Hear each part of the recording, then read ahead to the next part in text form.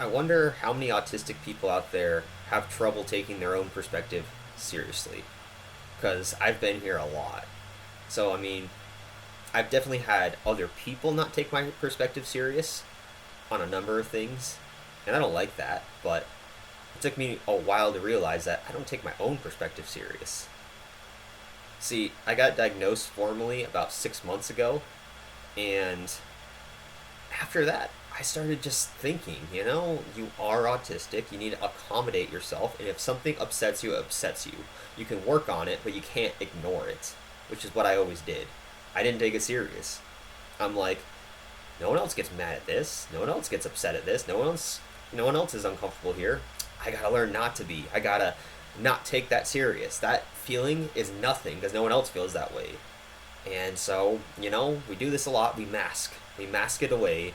And then these negative feelings that are very real bottle up. And then when it starts to overfill, it takes time to process because there's a bottleneck effect. You can't just get it all through right away. So, what I've been telling myself is, you aren't normal, at least neurotypical. That standard works for a neurotypical person. You gotta take what you feel serious. What you're feeling is telling you something for a reason. So, there are caveats here. Some people do not live in reality completely. They have something going on. So, of course, you can't really be taking their perspective completely serious, at least their feelings and everything.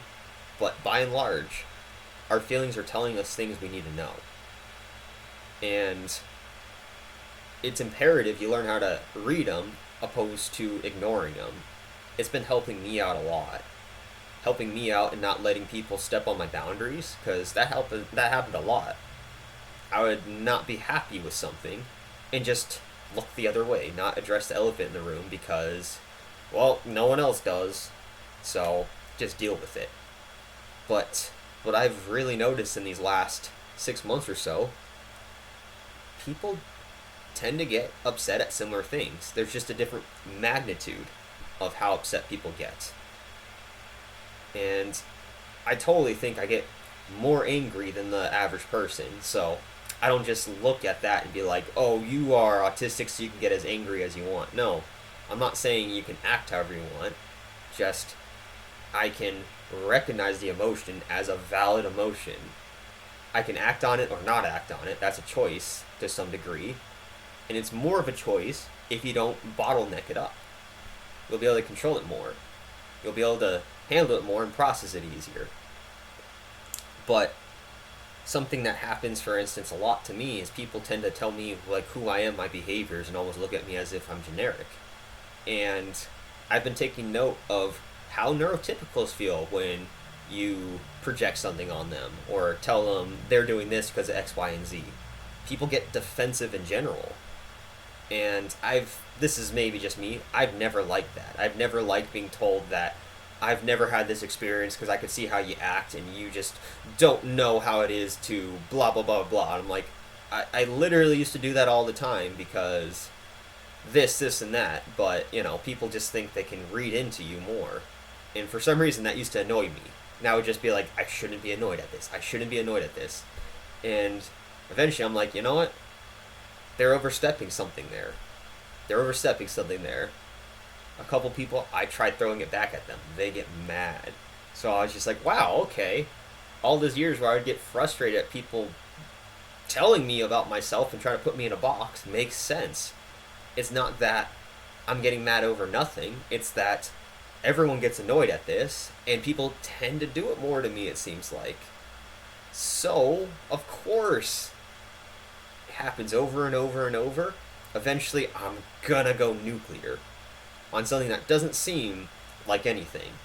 It seems trivial, but just like a water drip method of torture, you drip water on your face long enough, you're gonna go crazy. So, basically, I've just been trying to observe my emotions more when they come and not hide them. And has it helped? To a large degree, I'd say yes. It's made some uncomfortable situations in the short term, but in the long term, it seems to be helping a lot more. For instance, I have a friend who habitually makes little white lies on everything. And I mean, like, everything. For instance, one time we were playing Nazi Zombies Call of Duty, and he was talking about how he used to play in tournaments and this and that and had this KD, and I just don't believe him. I don't believe him because I can see his movement in the game and stuff, and I feel like he's lying. So I asked him what tournaments. Oh, just some tournaments with some friends. Sure, sure. It's just like, that sort of thing annoys me. It's like, I'm not going to sit here and let you just lie to me about stuff. You know, it doesn't really matter that much. You're not trying to take advantage of me on any, nefarious level. And it could be insecurity or whatever, but at the end of the day, it annoys me. And so I just don't let it go. I don't just be like, oh, cool, yeah, I'm going to pretend to believe that. No. I'm like, what tournament? Ah, okay. So it just helped me. It just helped me. I don't know. And, it might not help you, but just not letting people do the things that I don't like to do in my presence when it doesn't need to happen. It's just like, why should I? Just because it's normal to lie about something every 5 seconds for most people doesn't mean that I need to put up with it. So, I have more examples than just this, but at the end of the day, if it's upsetting you, it's upsetting you, and you gotta really look at the emotion. You don't sweep it under the rug. You gotta kind of analyze it a little bit. Is this a valid thing to get mad at? And oftentimes, I have found that I can find a way for it to be valid. I mean, maybe human beings are just masters of doing that, validating bullshit, but I give a couple examples here, and I hope they give some credence. And I've had more intense things than this, and I'm not going to get into right now, where I've had to stick up for myself. But these are just little things that I have found that I didn't like in the past. And I don't think a lot of people like them. I don't think a lot of people like listening to somebody lie about things they've done over and over so that you think of them on a higher level than they are. It's just like, that's a lie, that's fake. I don't want to go with that. I mean, autistic people in general don't like social lying. I think that's valid. Why lie about things all the time? I saw the answer. Why am I saying the opposite so you feel better about yourself about something you shouldn't feel better about? Part of it is just like, why? Why? So, there's a lot of things autistic people have to deal with that we don't like. And I just want us to start thinking maybe there's a good reason for it, not that you need to not care about that because of X, Y, and Z. So just take your perspective a little more serious. I think it'll help.